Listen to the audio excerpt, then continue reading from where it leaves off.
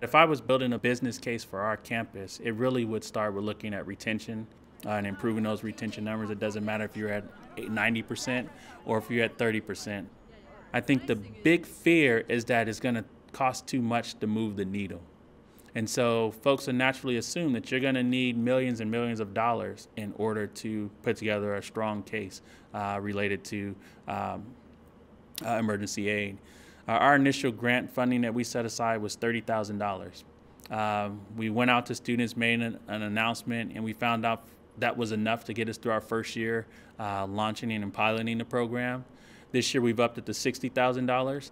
It doesn't always take a large amount of funds to address an emergency situation that will keep a student in school. It could be as little as $250 to help a student get their car back on the road. It could be helping out with moving expenses if they were trying to transition out of an apartment that they might have not planned to move out of mid-year for whatever reason. The way I look at it is working in the admissions office, when we make a decision to let a student into the University of Washington Tacoma campus, we're making a commitment to support that student to the best of our abilities and give them all the resources that we have.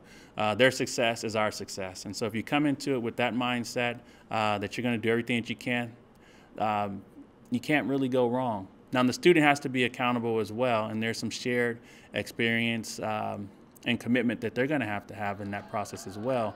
And so you have that direct ROI that you can measure, where you look at what's the dollar amount that we're investing in these students, what's the tuition revenue that's being generated by keeping those students enrolled another quarter, 2 quarters a year, all the way up to graduation.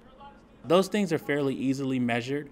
And so if you have that financial case along with potentially attracting more students built into there, the retention component, it's a fairly easy case, I think, to come up with.